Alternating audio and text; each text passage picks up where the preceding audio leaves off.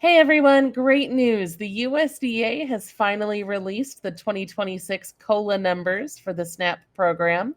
So if you are currently getting food assistance, we now know what those changes are going to look like for your benefits. These updates are going to affect a lot of things, including how much you receive, how much money you can earn and still qualify, how much your deductions are worth, and so on. Most areas will be getting a boost, but there is one state that is going to see cuts. So, we're going to be breaking down everything you need to know about those changes today, as well as some other interesting news that has come out in recent USDA memos as well. So, before we dive into all of those details, just a quick shout out to our sponsor, Free Cash.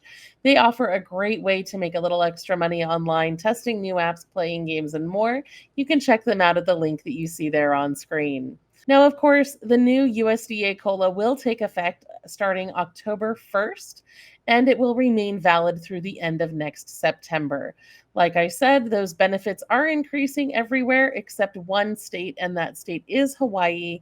We'll be breaking down those charts here in just a moment so you can see exactly what's going on everywhere. Now, the new minimum benefit for the 48 states and DC will increase to $24 per month. That's an increase over the prior minimum, which was just $23 a month. So it's not a huge boost, but every little bit helps, right? The amounts for most of the deductions are increasing. Some are seeing a couple of not so great changes, but for the most part, those are going to be increasing and the asset limits will remain unchanged. But of course, I'm going to go through this with you and show you all of the data that you need to know.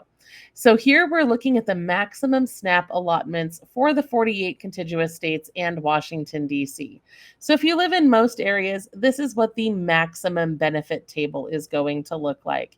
And you can see there is an increase there of varying amounts depending on your household size. Now, on this table, you can see the maximum SNAP allotments by household size for the 48 contiguous states and Washington, D.C.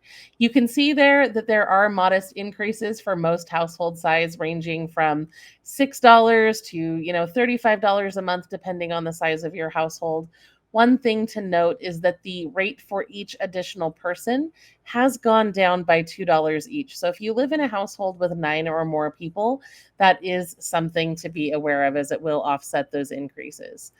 Now, if you live in another area, such as Alaska, Alaska has 3 different pay tables depending on where in the state you live, whether it's designated urban, rural, or rural too. And you can see those changes here on this table. And again, the rates for each additional person have also declined despite those increases for other household sizes. And then, unfortunately, there's Hawaii. Hawaii has been hit pretty hard. The maximum payment table is going down between $11 and $62 per month, depending on your household size. And the rate for each additional person is going down $17, which, obviously will hit large families as well.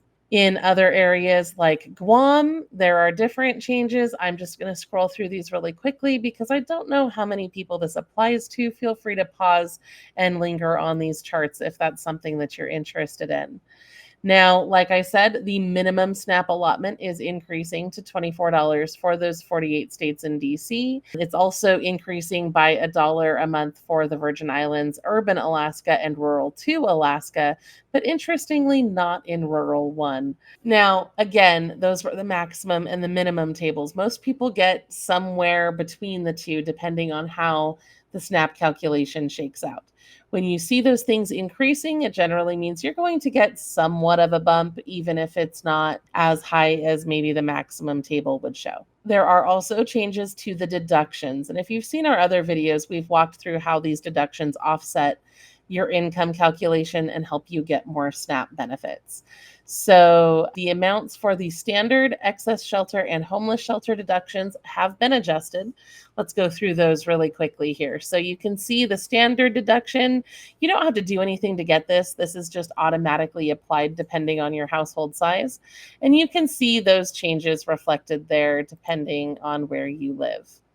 The shelter deduction is what accounts for your shelter expenses. You can see those are increasing all across the board, which is good because the cost of housing is also increasing, and it's important to make sure that that offset is at least going the same direction. I know it doesn't nearly keep pace, but at least it's an improvement.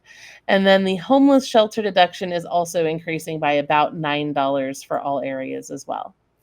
Now, it's not all good news, though. In other releases coming out of the USDA, we are seeing more follow up on the changes enacted by the so called One Big Beautiful Bill Act as they start implementing the changes that were passed in that legislation. States cannot count internet expenses as part of your deductible expenses anymore. So, in this separate memo, states were encouraged to calculate the standard utility allowance by adjusting last year's amounts, not including internet, of course, and then using a 2.7% CPI increase. So that's how the utility deduction is being handled.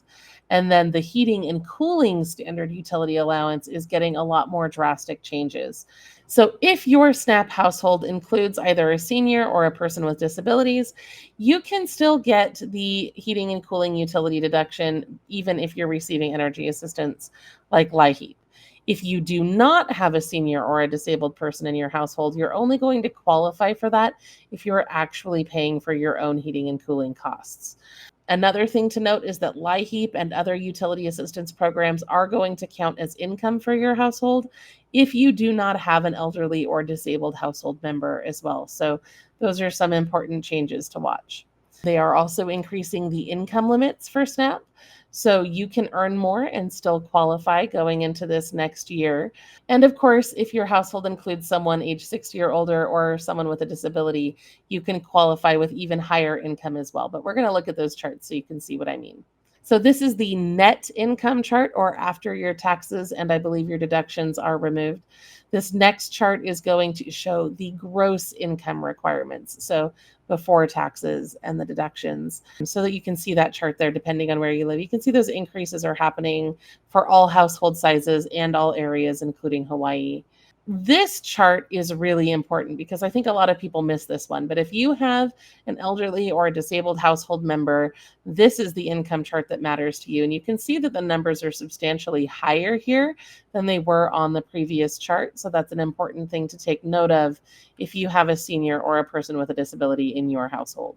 Now, of course, there are some things that did not change, right? Asset limits are staying the same at $3,000 for most households, or $4,500 if someone in your home is older than age 60 or has a disability. Now, if you do have a disability, I would recommend that you look into getting an ABLE account. The age limits for ABLE accounts are going up on January 1st, and that will make substantially more people eligible for these. But basically, an ABLE account is a special type of savings account that doesn't count toward the asset limit tests for SNAP or Medicaid or SSI. You can have more money in your ABLE account than you are allowed to have under the asset limits. So if you're someone with a disability, maybe you have family members who help you out, things like that, an ABLE account can really help you protect your benefits. And of course, income change reporting is also staying the same at $125 going into this next year as well. But that only applies to those who are required to participate in change reporting. If you have questions about that, let me know, and maybe we'll do another video on that specifically. I think we did a video on it recently, though, so I think we're good. Other changes that you should be aware of include the end of SNAP Ed. Now, that is the SNAP Education and Obesity Prevention Grant Program. That program was designed to provide nutrition education and support to help people improve their food choices, reduce diet-related chronic illnesses, that sort of thing. I'm kind of surprised that they chose to axe this one, honestly, with all of the talk in this administration about cutting down on nutrition and diet-related chronic illnesses. I don't know why they chose to axe this particular program. It did provide funding to things like produce prescriptions, things like that were helping a lot of people make healthier food choices. Some states have been advised that they may be able to continue their programs if they can get their extension request approved. Otherwise, they need to end those programs and return whatever money is left to the federal government at this point. So those programs are basically over. Now, like I said before, free cash is a great way to earn a little bit of extra money. If you're interested, you can check them out at the link that you see on screen. Otherwise, I will be back soon with more ways that you can save money and get free stuff.